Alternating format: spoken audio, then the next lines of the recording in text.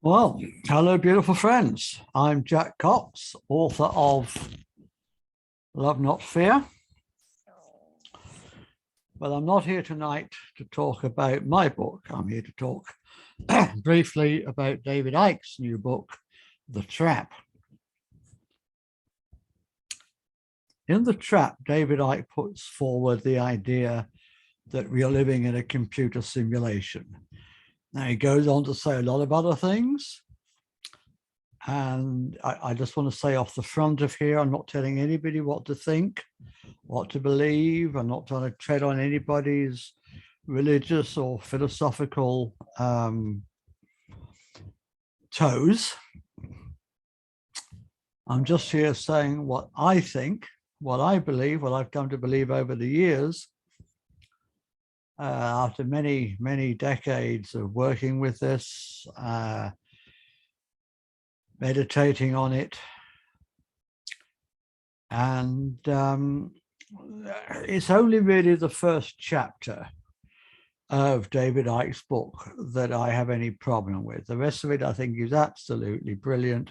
I'll put a link to it in the description below if you want to order a copy. It's a fantastic book, it really is. But I just want to talk about this idea that we're living in a computer simulation. Now,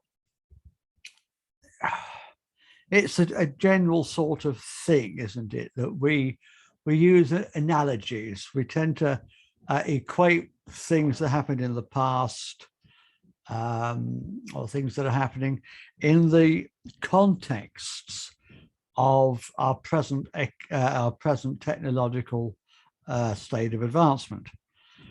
And certainly for my generation, computers are the big thing for this incarnation. So we're talking about a computer simulation, and that's what David Icke's doing. And if we accept it as being an analogy, that's fine. We do run into a small problem if we try to take it literally, in my humble opinion. And I'm not saying I know any better than David Icke. I'm not saying I know any better than any of you. I'm just saying this is my opinion. And if you're interested in finding out what I think, then watch on. And if you're not, then you're welcome to surf on. Those are just my ideas, okay? I'm just putting them forward humbly.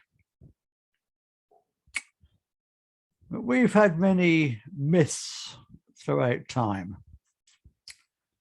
And there are two ways, well, there are three ways, I suppose, if you look into the very most recent misunderstanding of myths, which is to say that they're fallacies. But there are two serious ways of looking at myths. We can say that they're stories that, although they're not literally true, they give us, there's a lot of truth in them if we're prepared to dig for them, to meditate on them, to give them thought. And there's a saying, I can't remember who said it, that great thought takes as much effort to understand as it does to conceive. And I believe that is true. But there's another way of looking at mythology, myths. And I think at least some myths that fall into this category. And maybe there's a certain amount of overlap. And this category is that our ancient ancestors didn't have the vocabulary that we have today. And we spoke about this a couple of weeks ago on the Love Not Fear show with Annie Day when she was co-hosting with me, and she will be again next Monday. This is just a one-off show I'm doing tonight now on my own.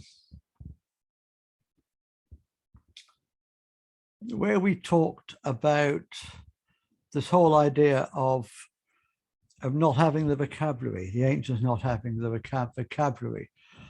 We talked about the original Hebrew words used in Genesis.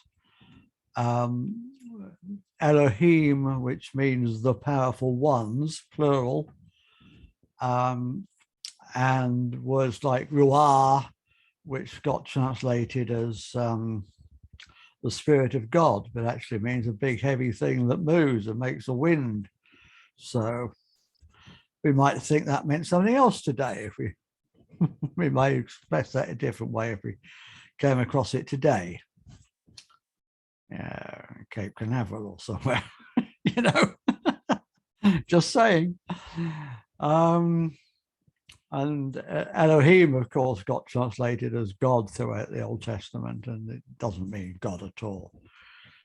And we talked about the fact that it's the same stories basically in the Old Testament, particularly in Genesis, but throughout the Old Testament, which correlates with stories from ancient Sumer about the Anunnaki.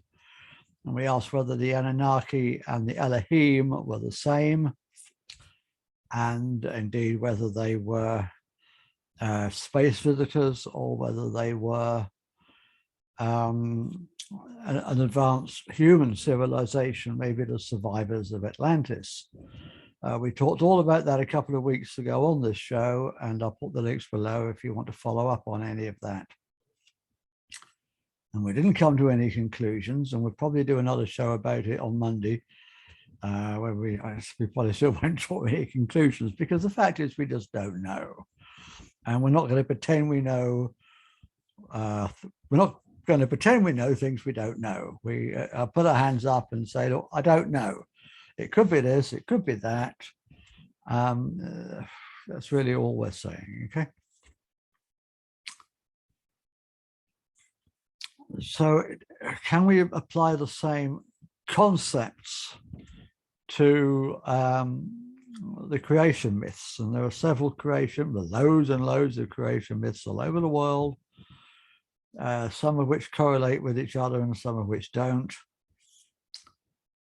And can we just say that our ancestors didn't have the vocabulary, even if they had the knowledge, which they probably didn't anyway, to explain how the universe was created.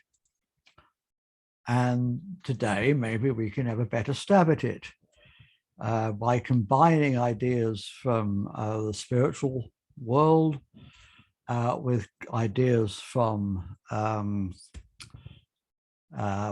quantum physics. We can maybe come up with a better creation myth, a better cosmology. And I'm going to tell you now what my cosmology, my creation myth, you don't have to accept it, but you may find your own ideas expanded by listening to my views and other people's views on the subject. And that's all these shows are really about. They're about trying to make people think. We're not here to tell people what to think.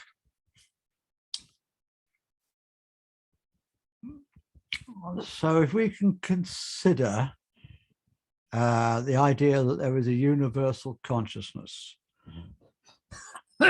excuse me, some people like to call it God, but there's a whole lot of baggage attached to that word through misuse. I'm sorry, I'm going to say misuse through millennia of religions, and so a lot of people just like to say source, and that's fine too.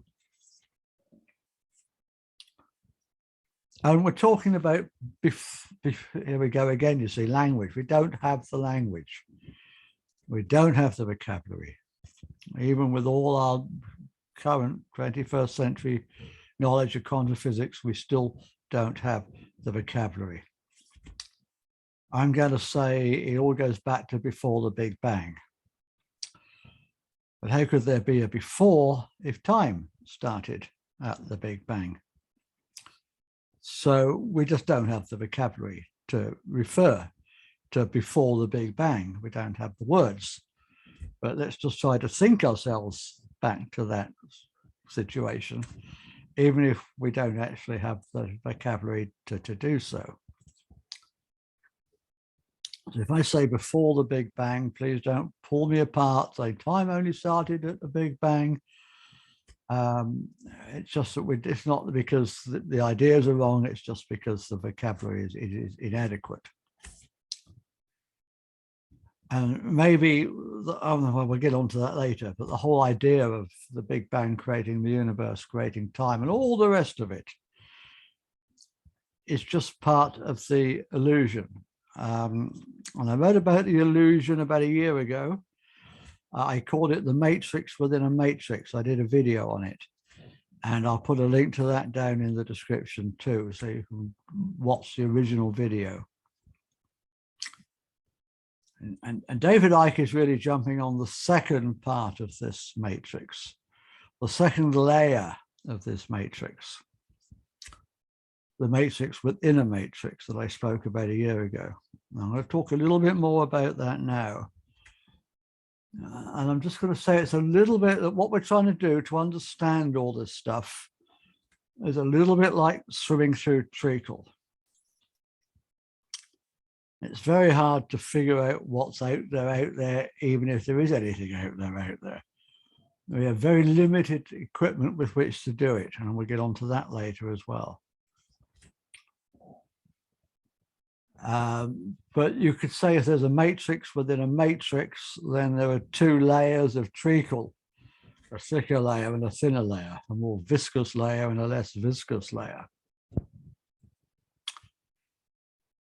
So let's look at the first layer of the matrix, where we're going to talk about God, source, the universal consciousness, the situation that existed before the Big Bang, if there was a Big Bang.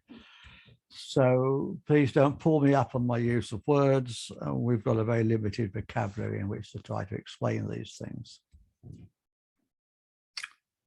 You could imagine this being, the being. There is only one being.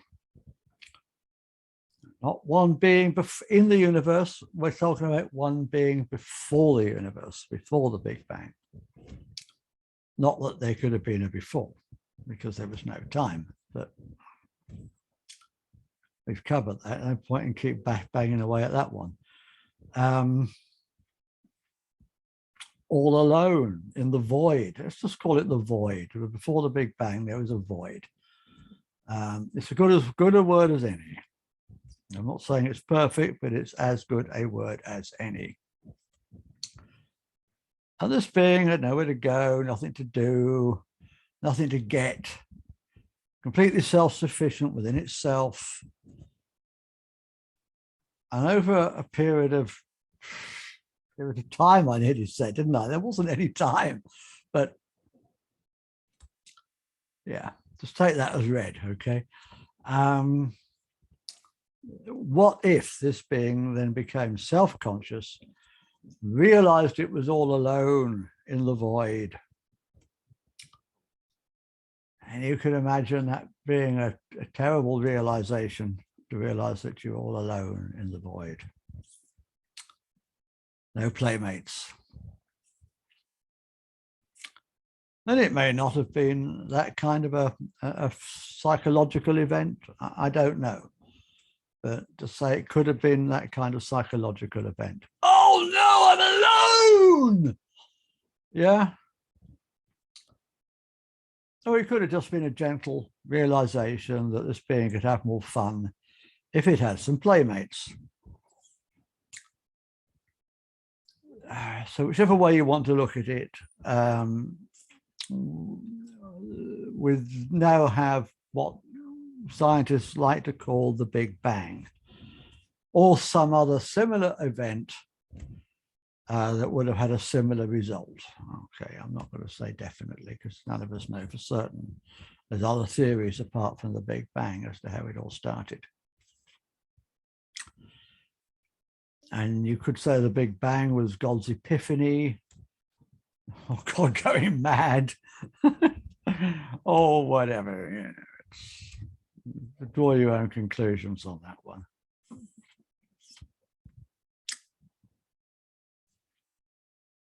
And to have some things to play with. The traditional language is God created, okay? But you could also say that God became, God differentiated into. Again, we're talking analogies. We don't have the language. I'm going to do exactly the same as David Icke's done by talking about a computer simulation, because I'm going to use an inappropriate word for modern technology because it's the nearest I've got. Okay. We could say that God, the universe became fractals of God. Or even holograms of God, okay? But they're not good words. We need better words. We haven't got better words yet, so we have to make do with those. Not saying that's literally true.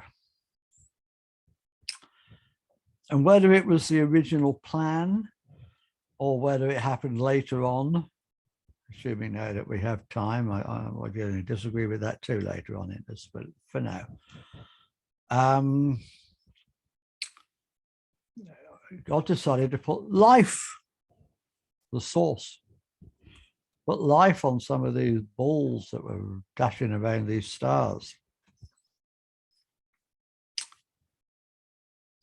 God differentiated into these myriad life forms. God became these myriad life forms. Doesn't matter what language you use, okay? It's a difficult concept to get your head around. That's why the ancients just said create, which is, create's good enough, but it suggests separation. It suggests God and us. And that's what I'm trying to get away from by saying differentiated into, or became, or fractalized into, or whatever you want to say. Because we are all fractals of God. Okay, now that's, in my opinion, that's heresy to people who have certain religious beliefs. And like I say, I don't want to talk one over your religious toes with your big boots. I respect your ideas if you respect mine. But it's the only thing that makes any sense to me.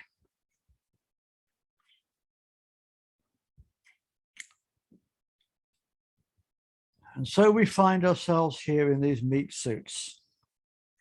Okay.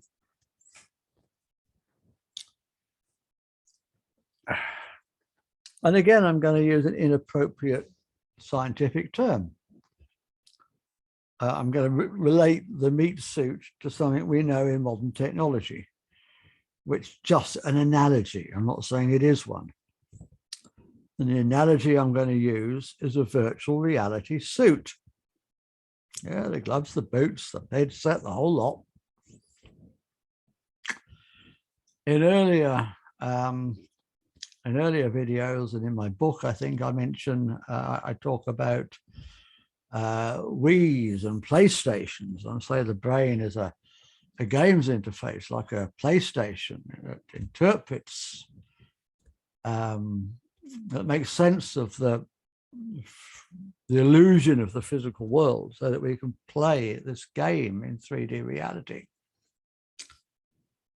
But today I'm going to use the analogy of a virtual reality set, because I'm going to go on to how we sense things. I mean, this is basics, high school, primary school science probably these days.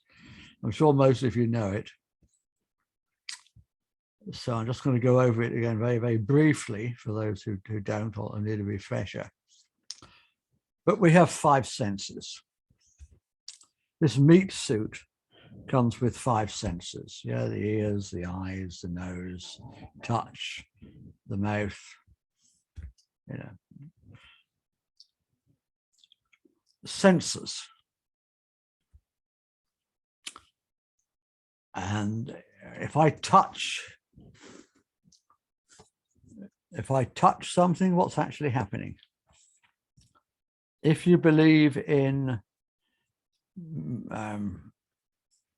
atoms with electrons, then you can say that the electrons on the surface, on the outer ring, the outer orbits of the atoms in this surface.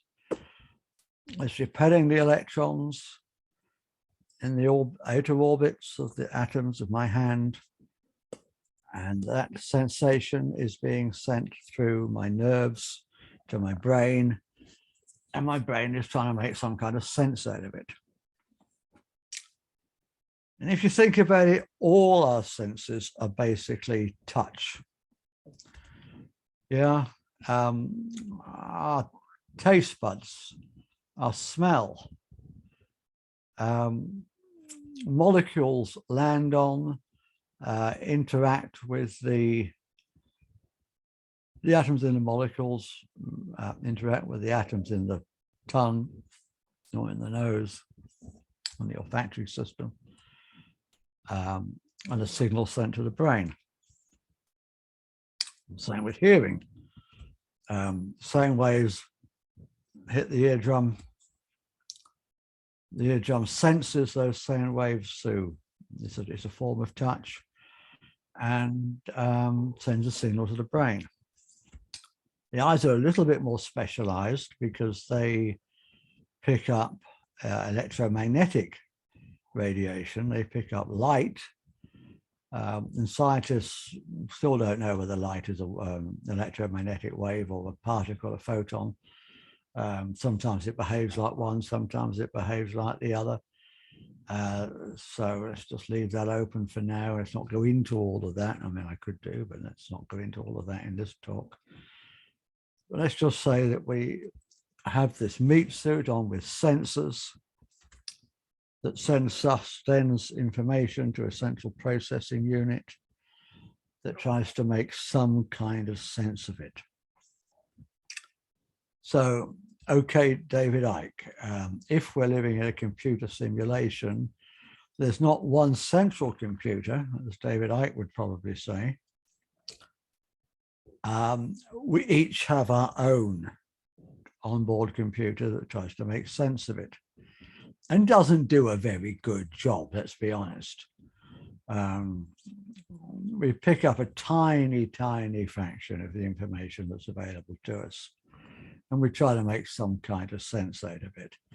We spend the first couple of years of our lives crawling around on the floor, touching stuff, smelling stuff, putting things in our mouths, trying to form some kind of correlation between the information that's coming in and whatever else is out there, if there is anything at all out there. And we call that process cognition. And then later on, as we're older, we recognize things, we recognize things because we've cognized them before. But is that information accurate? So basically, that's what I'm talking about when I talk about a matrix within a matrix. This first layer of the matrix is something that while we're incarnate, we can't get past. Indeed, we have to agree to play. In order to play in this 3D reality, we have to agree to certain rules. Just as when you put a virtual reality headset on, or a virtual reality suit, or the virtual reality gloves, excuse me, you have to agree to believe that in what it's picking up, even though you know it's not actually true. And I think most of us know that what we think's out there isn't actually out there. We just go along with it because that's the price of playing in this 3D world, the 3D, what we call reality. But it's not reality at all. It's an illusion. Read Richard Bach's book, Illusion. I'll put a link to that down below as well. It'll open up your mind a lot as to what's real and what isn't.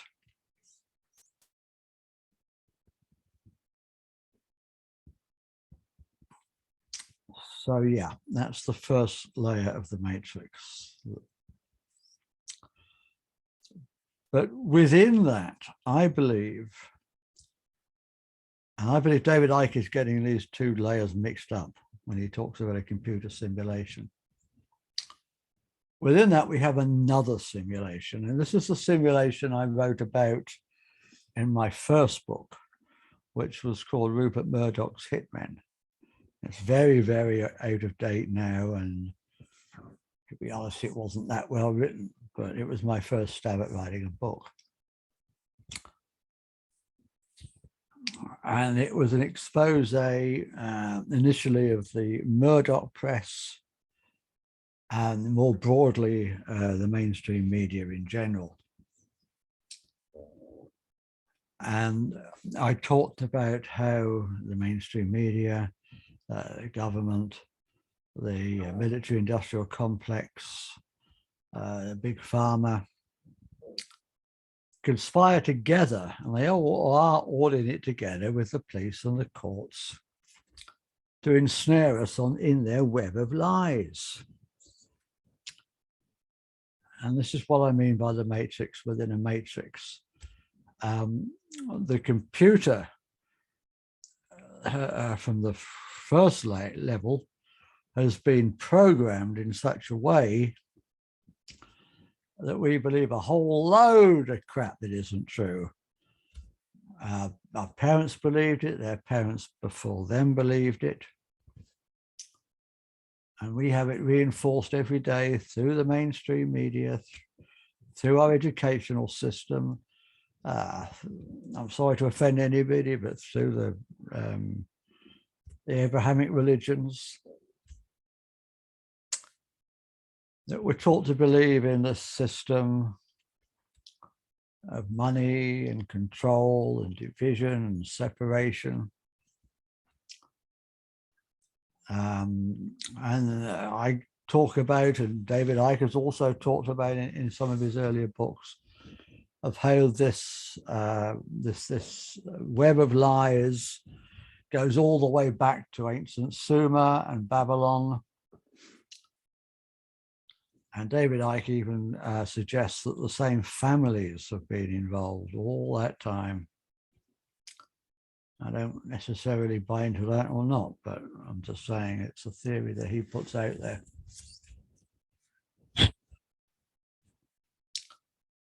So in Love Not Fear,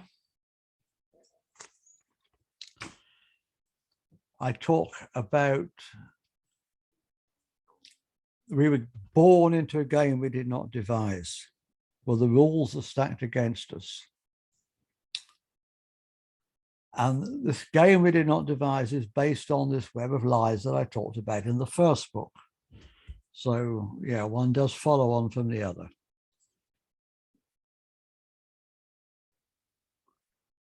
And if we believe all the stuff that they tell us to believe, all the stuff they want us to believe, then we are trapping ourselves. We're not trapped in a computer simulation. Sorry, David, no.